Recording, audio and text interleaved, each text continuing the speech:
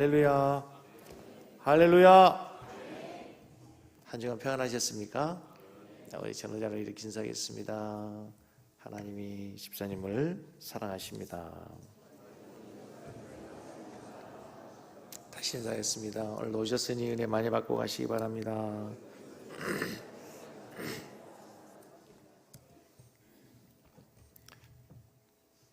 그리스도인은 왜 순종해야 합니까?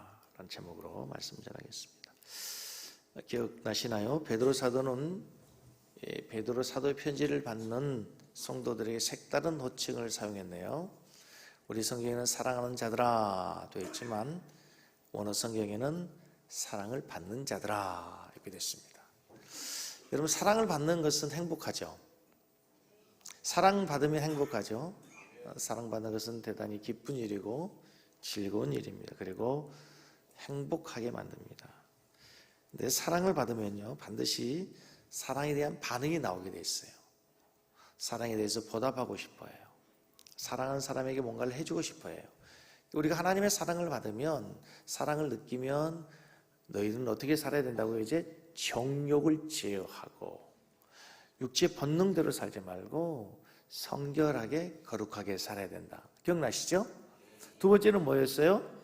너희의 선한 행실로 악행을 한다고 우리에게 비방하는 자들로 하여금 너희의 선한 행실로 하나님께 영광이 되도록, 마태복음 말씀에 비유하면 빛과 소금의 삶을 살도록 해라. 오늘은 베드로 사도가 한 단계 더 나가서 우리의 전 삶의 영역에서, 우리 일상의 삶에서 살아야 될 아주 중요한 삶의 원리와 기준을 제시해 주는데, 그것이 바로 뭐냐면 순종하며 살라입니다. 그 옛날 구약 선지서에서는 순종이 제사보다 낫다라고 할 만큼 우리에게는 아주 중요한 신앙의 원리 하나가 바로 순종이라는 것입니다.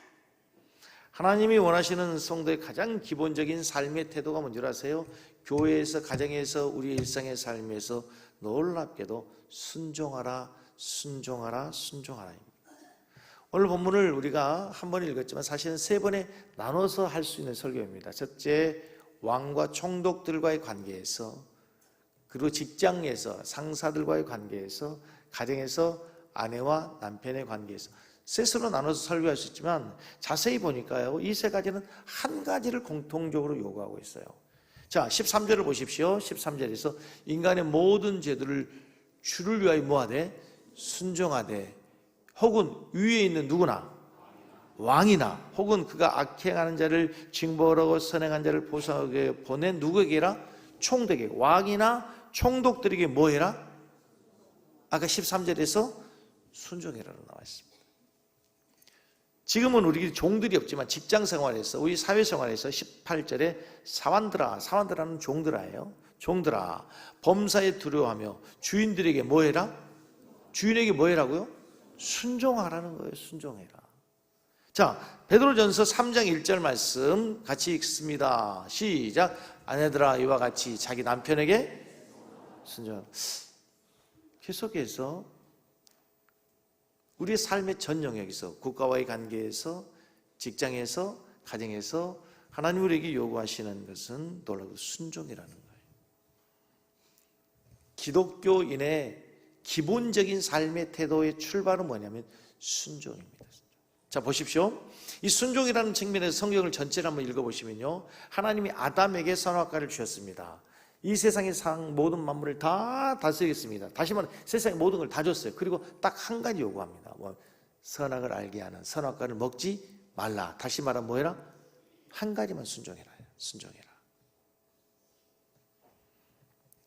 노아에게 하나님께서 요구하십니다.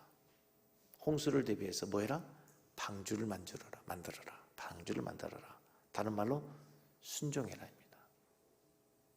믿음의 조상 아브라함에게 하나님께서 한 가지 요구합니다. 너의 본토, 친척, 아비 집을 뭐해라? 떠나라. 순종하라예요. 이삭을 드리라. 순종해라. 어느 날 하나님께서 모세에게 말씀하십니다. 내 백성을 바로에 가서 구원해라. 도저히 순종할 수 없는 명령이죠. 어떻게 바로를 향해서 바로를 대적할 수 있겠습니까? 순종하라는 거예요. 계속해서 그런 측면에서 성경의 모든 내용들을 보면요, 얼마나 하나님이 우리 그리스도인들에게 요구하는 것이 큰 순종인지 모릅니다. 어떻게 보면요, 믿지 않는 자와 믿는 자의 가장 커다란 차이는 여기에 있는지도 모르겠어요. 성경책 끼고 다니는 게 아니고요, 주일날 와서 예배 드리는 게 아니라 우리의 삶의 영역에서 뭐하라? 순종하라. 순종하라. 자, 에베소서 말씀을 보면요, 우리의 믿기 전, 예수 믿기 이전에 우리의 삶에 대해서 성경은 이렇게 기록하고 있습니다. 2장 2절, 에베소 2장 2절. 자, 같이 있습니다. 그때에 너희는, 이 그때는 누구 언제일까요? 예수 믿기 이전이에요. 그리스도를 알기 이전에, 예수 믿기 이전에, 다시 말해서 다시 있습니다. 예수 믿기 이전에 너희는 그 가운데 생하여 이 세상 풍조를 따르고 공중의 권세의 잡은 자를 따랐으니 곧 지금 불순종의 아들들 가운데 역사하는 영이에요. 그러니까 사단은 무슨 영이에요? 불순종의 영이에요. 예수 믿기 전에 모든 사람들은 이 불순종의 영, 이 세상의 공중 권세 잡은 자의 영향을 받아 뭐하는 삶을 살아요? 불순종하는 삶을 살게 된단 말이에요.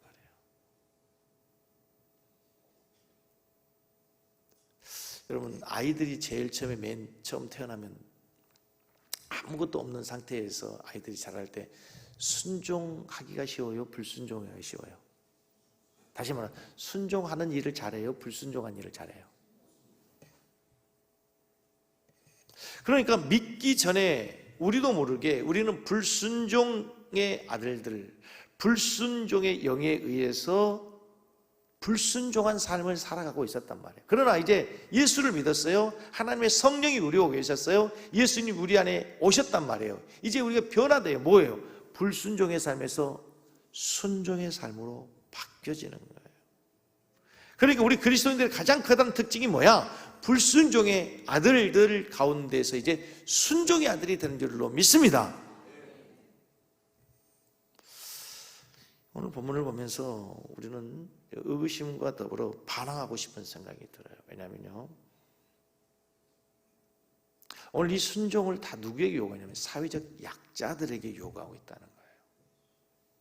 왕들에게 대해서는 오늘 본문에서 뭐 해라, 총독들에게 대해서 뭐 해라 요구하지 않아요. 상전들에게 대해서는 뭐 해라 명령하지 않아요. 언급이 없어요. 그런데 무조건적으로 백성들에게 대해서는 순종해라, 약자잖아요. 종들은 약자잖아요. 아내들은 약자잖아요. 요즘엔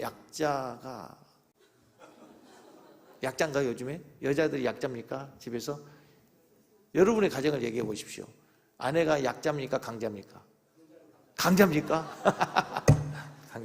강자랍니다. 순자, 영자 위에 강자가 있습니다.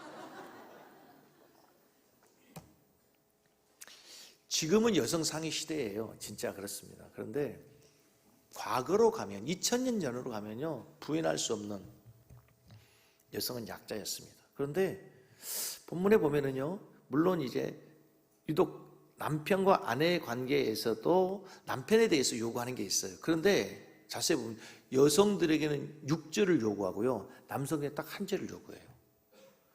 그러니까 이렇게 자세히 보면은요, 베드로가 순종하라고 부탁하는 대상들이 다 사회적 약자란 말이에요. 백성들아, 사환들아, 종들아, 아내들아, 뭐해라? 순종해라. 화가 나요. 어떻게 보면 반항하고 싶어요. 하나님 왜 이렇게 불공평할 수 있습니까? 하나님 원래 그렇게 약자들 편이 아니라 강자들 편이었나요? 하나님이 강자니까 강자 좋아하십니까? 이런 생각이 들 수 있단 말이죠. 원래라면 더 많은 것을 가지고 더 많은 누리고 있는 강자들에게, 왕들에게, 총독들에게, 주인들에게 요구하는 게 많아야 되잖아요. 근데 오늘 본문에 보면은 굉장히 독특한 게 뭐냐면 그런 사람들에게 요구하는 것이 별로 없다는 거예요. 우리 백성들에게 순종해 달라고, 종들에게, 아내들에게 순종해 달라고 주님께서 말씀해 주신단 말이에요. 근데 여러분, 오늘 본문을 겉으로 보면 그냥 보면은 오해할 수 있지만 자세히 보시면요, 지금 베드로가 갑과 을의 관계에서 을에게, 약한 을에게 무조건적인 희생과 순종을 요구하는 것이 아니라는 것을 우리들이 분명히 알 수 있어요. 그러니까 하나님은 사회적 약자들에게 무조건적인 순종을 요구하는 것이 아니라 이렇게 명령하신 이유를 자세히 보면요, 아 그렇구나, 그래서 순종해야 되는구나, 수긍이 될 수 있단 말이에요. 자 보세요, 지금 사도 베드로가 권면하는 순종하라고 말씀하는 사람들은 사회적 갑과 을의 관계에서 상하가 있고 강한 자와 약한 자가 있는 갑과 을의 관계에서 하는 것이 아니고 누구에게 하는 거냐면 이 편지를 받는 수신자들은 비그리스도인입니까? 그리스도인들입니까? 그리스도인들에게 하는 거예요. 그리스도인들에게. 세상 사람들에게 말하는 게 아니고요, 세상의 원리에서 말하는 게 아니라 이제 구원받은 그리스도인들에게 요구하는 거란 말이죠. 그리스도인들이 지금 베드로가 기본적으로 상정하고 있는 대상은 믿음의 백성, 믿는 그리스도인, 믿는 아내에게, 믿는 직장인에게 부탁하는 거예요. 부탁하는 거예요. 상대편에 누가 있냐면 믿지 않는 국가가 있어요. 믿지 않는 직장의 보스가 있어요. 믿지 않는 남편이 있는 거예요. 그리고 우리 믿는 백성들에게, 그리스도인들에게 요구하는 거예요. 부탁하는 거예요. 그래서 비록 믿지 않는 국가의 왕이라 할지라도, 총독이 통치한다 할지라도 순종하래요. 이유를 주님을 위해서라 그래요. 자, 13절을 다시 보세요. 13절. 인간의 모든 제도를 누구를 위해 순종해요? 왕을 위해서 순종하는 게, 왕에게 순종하지만 그것은 왕에게 하는 것이 아니라 누구를 위해서? 주님을 위해 순종하되 혹은 위에 있는 왕이나 뒤에 나온 총독들에게 순종하라, 이렇게 돼 있어요. 성경 자세히 보면요 놀라워요. 왕에게 순종하는 게 아니라, 총독에게 순종하는 것이 아니라 누구를 위해서? 주님을 위해서, 주님을 위해서. 자, 그러면 직장인들에게 종과 상전의 관계에서도 뭐라고 하는가 보세요. 19절. 부당하게 고난을 받아도, 직장에서 상전에게 부당하게 고난을 받아도 누구를 생각함으로? 하나님을 생각함으로 슬픔을 참으면 이는 아름답다. 주인에게 지금 부당한 대우를 받아요. 너무 억울해요. 분노가 일어나요. 그러면 왜 순종해야 되냐면 하나님을 생각하면서 하나님 때문에 참고 순종하래요. 자, 아내들에게도, 자 보세요. 아내들 혹시 오해하지 마세요. 다음에는 남편들에게 제가 할 거예요. 오늘은 조금 들으세요. 목사님은 남자라고 남편들에게는 안 하고 그냥 아내들에게만 그냥 계속 요구하는구나. 그냥 오늘 아내들을 그냥 말씀으로 그냥 때리는구나. 그런 게 아니에요. 다음에는 제가 남편들을 내가 혼낼 테니까 오늘은 아내들만 들으세요. 자, 또 다음에 남편들 안 나오는 수가 있어 또. 자, 3장 1절 자세히 보세요. 아내들아, 이와 같이 자기 남편이 뭐하라? 순종해라. 이는 혹 말씀을 순종하지 않는 자라도 말로 말미암지 않고, 같이 읽어요. 그 아내 행실로 말미암아. 지금 남편들이 행실로 말미암아 구원을 받게 하려 함이래요. 이 남편은 예수 믿는 남편이 안 믿는 남편이야? 안 믿는 남편이잖아. 그 안 믿는 남편이 너의 말이 아니라 너의 행실로 구원을 받을 수 있지 않냐. 구원을 받을 수 있으니까. 국가와의 관계에서도 왕과 총독에게, 직장에서 상사들에게, 가정에서 남편들에게 주를 위해서 하는 거예요. 남편을 위해서가 아니에요. 상사를 위해서가 아니에요. 자, 보세요. 분명히 다시 사회적인 관계에서, 갑과 을의 관계에서 약자들에게 굴종을, 순종을, 복종을 요구하는 것이 아니라는 말이에요. 내가 왜 직장에서 순종해야 돼? 그렇게 함으로 믿지 않는 상사가 도전을 받을 수 있고, 왜 집에서 순종해야 되는 믿지 않는 남편에게 그렇게 함으로써 남편이 구원받을 수 있기 때문이래요. 그러면 순종할 이유가 생겼죠? 순종할 이유가 생겼죠? 목사님 속도 모르는 소리. 살아보세요. 순종하게 되는지. 맨날 사고만 치고 맨날 문제치고. 목사님 그렇게 물정을 모르십니까? 하나님 순종하는 이유가 있어요. 무엇 때문이라고요? 하나님 때문이라고요. 그 사람을 구원하기 때문에. 여러분 하나님 사랑하십니까? 우리는 하나님을 너무 사랑하기 때문에 때로는 이런 찬양을 해요. 내 생명 주님께 뭐하고? 드리리. 우리는 그냥 찬양할 때가 있어요. 근데 여러분 그런 마음을 갖는다는 게 얼마나 귀합니까? 얼마나 소중합니까? 그렇게 살 수 있다면 얼마나 감사한 일이에요. 그런데 진짜 순교할 마음이 있으면요, 집에서부터 하세요. 집에서부터. 우리나라에서는 순교 못해. 우리나라에서는 순교 못한다니까요. 하고 싶어도 순교 못해요. 순교할 수 없는 나라예요. 우리나라에서. 물론 저기 뭐 그런 이슬람교도 가면은 순교할 수 있을지 모르지만 내 생명 주님께 드리고 싶어 드릴 수 없어요. 어디서 드려야 돼요? 여러분 가정에서 순교할 마음으로, 직장에서 순교할 마음으로. 네? 우리 일생의 순교의 현장이 될 수 있기를 주의 이름으로 축복합니다. 자, 그러면 부당한 명령임에도 불구하고 우리 모두 다 왕에게, 총독들에게, 직장 상사에게, 남편에게 순종해야 되니까. 아니요, 천만의 말씀 그렇게 되어 있지 않아요. 성경을 자세히 보면. 그래서 성경을 우리가 단편적으로 보면 안 되고요, 그래서 신학이 필요한 거예요. 그래서 목사가 필요한 거예요. 오늘 본문만 보면 무조건 아내들은 남편들에게 순종해야 되고, 직장이 아주 못된 상사에게 무조건 순종해야 되는 구절로만 이해될 수 있잖아요. 그러나 그렇지 않아요. 우리는 남편의 권위에, 직장의 상사의 권위에, 왕의 권위에 순종해야 되면 그보다 더 크신 만왕의 왕이신 더 큰 권위에 순종해야 될 줄로 믿습니다. 하나님 아래에 있는 정부의 권위보다도, 직장의 상사의 권위보다, 남편의 권위보다도 하나님의 명령이 더 우선한다는 거예요. 자, 베드로가 지금 분명히 뭐라고 했냐면 왕과 총독들에게 순종해라 그랬죠. 그래서 사도행전 4장에 가면 유대 지도자들이 뭐라고 하냐면 예수의 이름으로 말하지 말라 그래요. 전도하지 말라 그런단 말이에요. 그때 17절에서 20절부터 읽겠습니다. 이것이 민간에 더 퍼지지 못하게 그들을 위협하여 이후에는 이 이름으로 아무에게도 말하지 말게 하자 하고 그들을 불러 경고하여 도무지 예수의 이름으로 말하지도 말고 가르치지도 말라 하니. 순종했더라 얘기 안 됐잖아. 그 다음에 뭐라고 해서 베드로와 요한이 대답해 가로되, 같이 읽습니다. 하나님 앞에서 너희 말을 듣는 것이 하나님 말씀을 듣는 것보다 옳은가 판단하라. 우리는 보고 들은 것을 말하지 아니할 수 없다. 이해가 되시죠? 지도자들이 다시는 예수의 이름 말하지 말라 할 때 베드로가 요한이 이렇게 얘기해요.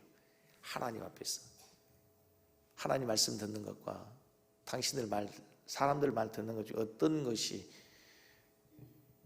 더 옳은가 판단해봐라. 우리는 너희들의 말을 들을 수 없다. 더 크신 권위인 하나님의 말씀에 순종하겠다. 할렐루야, 할렐루야. 그러므로 베드로를 보면 주님의 뜻을 벗어나지 않는 전제하에서 순종하라는 거예요.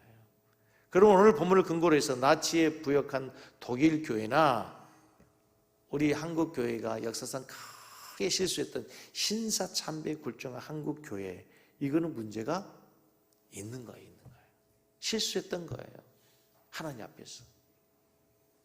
성경의 모든 인물들은 여러분, 국가가 하나님의 뜻에 거역할 때에 믿음의 사람들은 어긋난 명령에, 하나님의 뜻에 반하는 명령에 순종하지 않았습니다. 출애굽기에 보면 바로가 애굽에 있는 모든 산파들에게 명령하죠. 산의 아이들이 태어나거든 다 죽여라. 그렇죠? 근데 히브리 산파들이 하나님을 두려워하는 자들이었어요. 하나님을 경외하는 자들이었어요. 왕의 명령을 거역하고 남자를 살렸어요. 이렇게 하는 거예요. 다니엘이 그의 친구들이 왕이 명령합니다. 우상의 제물을 먹으라. 먹을 수 없다. 먹지 않습니다. 왕의 의인이 찍힌 명령이 하나 내립니다. 그건 뭡니까? 누구도 기도하지 말아라. 왕의 신상에게 절하기 전에는 그 누구도 다른 신에게 절하지 말아라. 하나님 기도하지 말라. 왕의 의인 지킨 걸 알고도 다니엘이 어떻게 합니까? 예전에 하던 대로 그랬어요. 예전에 하던 대로 하루에 몇 번씩? 3번씩 하늘의 하나님께 기도할 따름이었어요. 더 높은 하나님의 권위에 순종하기 위해서. 자, 다시요. 성도의 기본적인 삶의 태도는 뭐라고요? 순종하기.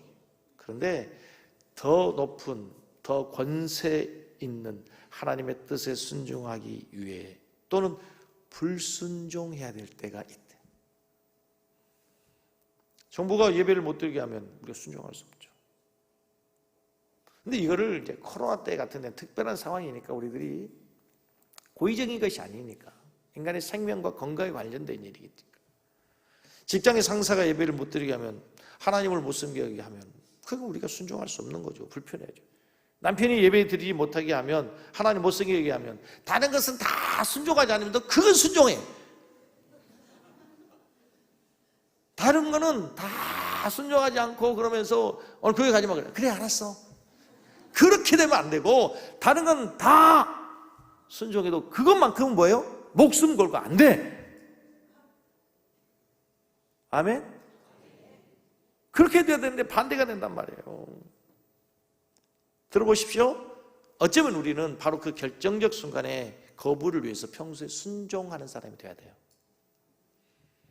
우리 그리스도인들은 순종하는 사람들로 소문나고 인정받아야 될 줄로 믿습니다. 왜? 순종이 기본 태도인데 언제나 순종하는 사람들인데 예외적으로 신앙의 부분에 있어서만 하나님과 관련된 부분에서만 순종할 때 그 불순종에 힘이 생기는 거예요.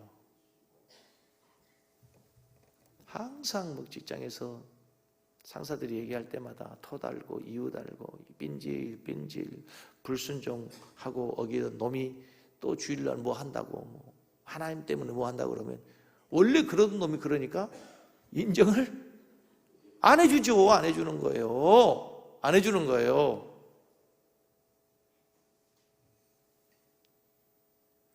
근데 목에 칼이 들어와도 법을 잘 지키고 정부에 순종하던 사람이 하나님과 관련된 명령에서만큼은 타협할 수 없다. 그동안에 그렇게 순종했던 사람이 하나님과의 관계에서 신앙의 문제에서만큼은 절개를 지키다고 할 때 그때 힘이 있는 거예요. 이해가 되십니까? 이해되시면 아멘. 항상 직장에서 부당한 일을 시키고 억울한 좀 힘든 일, 좀 부당한 대우를 받는 일 같이 보여지는 그 일을 시키는데도 솔선수범하여 순종하고 공손하던 사람이 오직 신앙과 관련된 일에서만 비타협적으로 타협하지 않을 때 주의를 지켜야 되고 나는 술을 먹을 수 없다 얘기할 때 이때 힘이 생긴단 말입니다. 가정에서 아내가 정말 남편이 까다로워. 남편이 다 알아요. 지가 지랄 같은 성격 갖고 있는 거. 그런데도 불구하고 그 모든 거 다 맞추면서 이렇게 순종하는데 꼭 신앙에 관련된 부분에서만큼은 절대로 타협이 없을 때 그때 힘이 있는 거 아니냔 말이에요. 아멘? 여러분, 직장에서 우리 그리스도인들이 상사들에게 미움받는 이유가 자기는 내가 술을 안 마셔서 미움받는다고 하는데 그게 아니라 일을 못해서 그런데 일을 못해서 맨날 분량 내고 맨날 지각하고. 그럼 우리가 왜 기본적으로 순종해야 되느냐? 진짜 결정적 순간에 불순종하게 해서 순종의 사람이 되어야 될 줄 믿습니다. 주님의 뜻을 어긋난 일에 불순종해야 되기 때문에 그때를 위해서 순종을 우리의 신앙의 기본값으로 가지고 사는 거예요. 이런 자세, 이런 태도가 있으면 사람들이 우리를 두려워합니다. 무서워요. 함부로 못 돼요.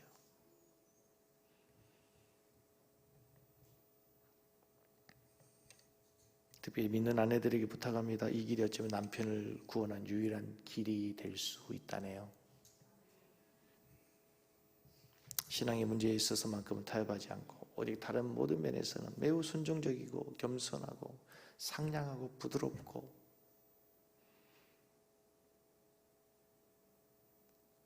그때 남편의 마음이 움직인대요. 오늘 본문 보세요. 한번 따라서 하겠습니다. 순교할 마음 자세로 순종하라. 다시 한번 순교할 마음 자세로 순종해라. 순교하고 순종하고 비슷하네, 그죠? 순교의 자세가 있어야 순종할 수 있대요. 무슨 얘기냐면 아내들에게 얘기하면서요. 자, 저 좀 보세요.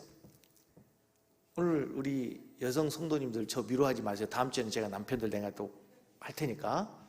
네, 오늘 사실 남편들에게 순종하기 쉬워요, 어려워요? 솔직하게 얘기.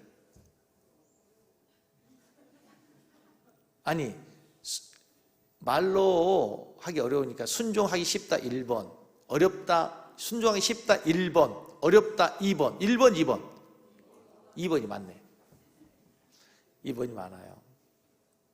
어려워요. 근데도 순종해야 되는 이유가 보세요. 3장 1절 다시 보세요. 여기 색깔이 좀 다르게 됐어요. 아내들아, 이와 같이 자기 남편에게 순종해라 그래요. 그러니까 이와 같이라는 얘기는 뭐예요? 앞에 무슨 얘기가 있었겠죠? 아니, 말이 그렇잖아. 이와 같이 해. 한번 무슨 말, 앞에 무슨 일이 있었든지 보여줬든지 말을 했든지 그거 했었으니까 이와 같이 하라는 얘기가 나오잖아요. 말이 그렇게 성립이 되는 거 아닙니까? 그렇죠? 그럼 이와 같이 앞에 무슨 일이 있었냐면요, 2장을 보세요. 2장을 보시면 2장이 있었어요. 3장 1절이 있었으니까 2장이 있었을 거 아닙니까? 2장에 뭐 있냐면요, 21절, 이를 위하여 너희가 부르심을 받았으니 그리스도도 너희를 위하여 뭘 받았어요? 고난을 받아서 너희에게 본을 끼쳐 그 자취를 뭐하게? 따라오게 하랬는데, 주님께서 본을 끼쳐 예수님을 따라오도록 하기 위해서 주님이 무슨 일을 하셨는가 하면 20절, 그는 죄를 범하지도 아니하시고 입에 거짓도 없으시고 욕하시되 욕을 대해서 함께 욕하지도 않고 고난을 당하시되 위협하지 않고, 예수님은 억울하게 죄 없음에도 불구하고 십자가에서 죽으셨잖아요. 죽으셨죠. 부당한 대우 받으셨죠. 억울하게 대우를 받으셨잖아요. 그럼에도 불구하고 십자가에 죽으시고 나서 어떻게 됐어요? 우리를 어떻게 했어요? 구원하셨어요. 성경이 자세히 보면요, 그렇게 쉬운 책이 아니고요, 자세히 보면요 정말 대단한 깊이가 있는 책이라는 걸 알겠어요. 아내들에게 구원 얻을 수 있도록 남편에게 순종이라 하면서 누구를 갖다 대냐면요, 예수님처럼. 우리 아내들이 남편에게 순종하기 어렵다는 걸 이미 주님은 알고 계셔. 순종할 마음이 없다는 것도 알아. 순종할 마음 없다는 것도 알고 계세요. 그럼에도 불구하고 이와 같이 순종해라. 그 이와 같이는 예수님을 모델로 갖다. 예수님은 순교했거든. 부당하게 대우를 받으시고 억울하게 죄 없으신 분이 죽으셔야 될 이유가 없음에도 불구하고 죽으셨어요. 이유가 뭐예요? 그렇게 해서 우리를 구원하셨기 때문에. 이와 같이 너희도 아내들아, 너희의 착한 행실로 너희가 순종하면 믿지 않는 남편을 구원할 수 있다는 거예요. 난 이 구절을 보고 나는 정말 은혜 받았습니다. 은혜가 되시면 아멘. 아내들만 아멘. 할렐루야. 이렇게 순종을 얘기한 다음에 아내들이여 이와 같이 예수님이 그렇게 억울한 상황에서 순종하신 것처럼, 그래서 우리를 구원하신 것처럼 이와 같이 믿지 않던 남편에게 한번 순종해봐라 이거예요. 순종해봐라. 남편은 바가지 긁어서 절대로 구원받을 수 없다는 거잖아. 천국 혼자 갈 수 없잖아. 우리 같이 가야죠. 아멘? 여러분 혼자 갈 거예요? 이미 그냥 마음에 제껴 놔버렸어요? 안 돼, 안 돼요. 포기할 수 없잖아요. 포기할 수 없어요. 목적은 하나, 남편이 잘나서도 아니고 아내의 사회적 위치가 낮아서도 아니고, 이유는 하나, 말씀을 순종하지 않는 남편이 이로 말미암아 구원을 받을 수 있으니까. 아내의 사명이 막중하다 이 말이에요. 영적인 이유로 그 영혼을 구원할 수 있는 유일한 방법이기 때문에. 중요한 것은요, 아내의 말이 아니고 행실이래요. 여자들만 따라서 하겠습니다. 아내의 말이 아니고 행실이래요.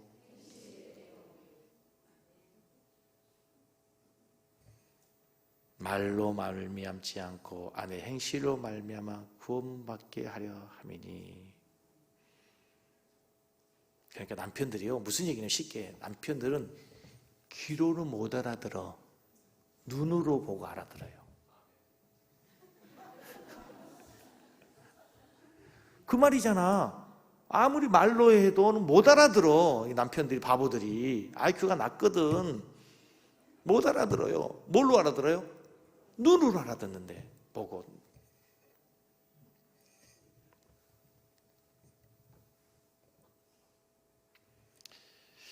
저는 이 성경을 묵상하다가 실제적인 역사적 사실을 발견하게 됐습니다. 이게 지금 바울 사도가, 베드로가 편지를 쓸 때 당시에 로마가 기독교인들을 박해하고 있었죠. 예수 믿으면 죽음이에요. 그래서 지금 흩어진 나그네잖아요. 1절에 생각나시죠? 생각나시면 고개 끄덕끄덕 해보세요. 분명히 그렇죠. 지금 예수 믿으면 핍박받는 거예요. 잡히면 죽는 거죠. 그래서 본도, 갈라도야, 갑바도기야, 아시아에 흩어져 있단 말이에요. 지금 로마가 기독교를 박해하고 있어요. 그런데요, 313년이 지나고 나서 콘스탄틴 황제가 무슨 칙령을 내리냐면, 역사를 배웠죠. 313년에 밀라노 칙령이라는 걸 내려요. 이건 세계 역사에서도, 세계사에서 나오는 얘기예요. 이 밀라노 칙령이 뭐냐면 이제 기독교를 공인해 주는 거예요. 허용해 주는 거예요. 믿어도 된다. 허용적 칙령을 내려주는 거예요. 그런데 더 놀라운 사실은 380년이 되면은요, 콘스탄틴 황제가 밀라노 칙령을 내린 지, 그러니까 67년 정도 되죠. 13년에서 80년 됐으니까 380년, AD 380년에 기독교가 국교로 공인이 돼버려요. 테오도시우스라는 황제가 기독교를 국교로 공인해버린다는 이 말의 얘기는 모든 사람이 다 기독교인이 된다는, 기독교인이 안 되면 어떤 불의와 관직에 나갈 수도 없고 세금도 더 많이 내야 되고, 그래서 기독교인이 안 될 수가 없는, 그래서 로마가 기독교 국가가 돼버려요. 아시죠? 로마는 기독교 국가가 돼버린단 말이에요. 근데 그때 당시에 그리스도인이, 이 테오도시우스라는 황제가 로마를 국교로 선포할 때 그리스도인이 채 9%가 되지 않는데, 10명 중 1명 예수를 믿는 사람이 아닌데도 불구하고 어떻게 그렇게 국가의 종교가 될 수 있었는가? 역사적인 연구를 보면서요, 당시 로마 사회는 여러분이 아는 것처럼 굉장히 문란한 사회잖아요. 성적으로 굉장히 타락한 나라였어요. 로마는 마지막에 어떻게 망합니까? 외부의 침입에 의해서 망하는 게 아니라 폼페이 최후 같은 그런 기록들을 보면은 음란한 타락한 나라로 스스로 부패해서 무너지잖아요. 이렇게 굉장히 문란한 사회였는데 순결의 개념이 없는 거예요. 그런데 특별히 로마의 귀족 자제들이 더 문란하겠죠. 권력을 갖고 있는 상층부로 올라가면 올라갈수록 더 문란하겠죠. 근데 이 나쁜 놈들이 결혼을 할 때는 누구를 원할까요? 순결한 여자를 원한단 말이에요. 그죠? 이 나쁜 놈들의 남자들이 자기들은 문란하면서도 아내는 순결한 여자를 원할 거 아니에요. 순결하고 깨끗한 여자를 찾다 보니까 누구를 찾게 되냐? 그리스도인들이 순결하게 사는 거예요. 정결하게 사는 거예요. 그래서 이 사람들이 아내를 찾다가 이제 그리스도인들을 아내로, 순결한 여인들을 아내로 맞이하게 돼요. 더욱 놀라운 일이 벌어졌어요. 이제 귀족의 가정에 자녀가 태어났어요. 그렇게 방탕하게 살다가 결혼할 때 순결한 여자로 결혼한 아내들이 자녀를 무엇으로 키울까요? 믿음으로 키울 거 아닙니까? 믿음으로 키우기 시작했어요. 신앙으로 키우기 시작했습니다. 그런데 이 테오도시우스라고 하는 이 황제는 원래 아버지가 황제가 아니라 장군이었어요. 그러니까 이 장군도 그리스도인 아내를 아내로 맞이했어요. 그리고 이름을 지었어요. 테오도시우스, 데오스 들어보셨죠? 데오스 뜻이 뭐예요? 데오스, 헬라어 데오스 뜻이 뭐예요? 모르세요? 하나님이라는 뜻이잖아요. 하나님, 데오스. 데오도시우스, 하나님이 주신 자라는 뜻이에요. 놀랍죠? 그러니까 지금 로마가 국교로 공인되기 이전에 로마 사회에 장군들 자녀들, 관리들 자녀들, 원로원의 자녀들 가운데 테오도시우스라고 하는 이름을 가지고 다녀도 전혀 문제가 안 돼요. 왜? 이 집 저 집 다 기독교 배경의 가정에서 부모에게 교육받은 자녀들이 자라나고 있으니까, 그들이 이미 관직에 나가 있으니까, 그들이 원로원에 있으니까, 그들이 로마의 장수로 활동하고 있으니까 황제가 기독교를 국교로 공인해도 전혀 문제가 안 되는 사회가 되었단 말이에요. 귀족들이, 황족들이 이 집에서 저 집에서 모든 자녀들이 다 기독교인으로 철저히 양육받은 사회가 되어버린 거예요. 얼마나 놀랍습니까? 말씀대로 아내의 착한 행실로 남편이 뭐 했어요? 구원을 받은 거예요. 자, 한 가지 더 얘기 드릴게요. 이미 잘 알고 있는, 자, 사진 하나 보여주세요. 북유럽의 국가들, 지금 여러분 우리가 살고 있는 이 사회에서 가장 사회복지가 잘 되는, 가장 GNP가 높고 가장 잘 사는 나라들이 저 나와요. 스위스, 핀란드, 다 저런 나라들이죠. 북유럽 국가들이잖아요. 스위스 같은 얼마나 국기에 다 뭐가 있어요? 놀랍죠. 근데 저 나라들이 지금 알프스 사이에서, 우리는 뭐 가서 관광하고 그러지만 옛날에 1500년 전, 2000년으로 가봐요. 저 나라가 뭐예요? 아주 가난하고 아주 못 사는 나라예요. 산에서 뭘 먹고 살겠어요? 우리로 얘기하면 풀뿌리 뽑아먹고 집게 먹고 사는 나라 아닙니까? 그래서 해적으로 살아가는 거죠. 바이킹족으로. 그래서 저 멀리 가가지고 약탈하는 과정에 이쁘고 젊은 여자들 약탈해 왔어요. 와서 살다 보니까 이 여인이 그리스도인이에요. 비록 해적들에게 약탈되어 와서 억지로 임신을 해서 가정적으로 살지만 내 아들만큼은, 내 딸만큼은 어떻게 키울까요? 내가 가지고 있는 믿음으로 신앙을 해서 믿음으로 살아야 된다. 하나님 섬기며 살아야 된다. 말씀 안에서 양육한 거예요. 어느 날 해적의 나라가 기독교 복지국가가 된 거예요. 지금까지도. 여러분, 복지란 게 뭐예요? 가진 사람이 덜 가진 사람에게, 잘 사는 사람이 못 사는 사람에게 더 베풀고 나누고 양보하고, 그렇게 해서 최고의 복지국가가 되어 있는 것, 놀랍지 않으세요? 놀랍지 않으세요, 여러분? 무엇이 바꿨어요? 무엇이 로마를 바꿨습니까? 무엇이 해적의 나라를 바꿨습니까? 복음 안에서 아내들이 남편의 삶을 바꾼 거예요.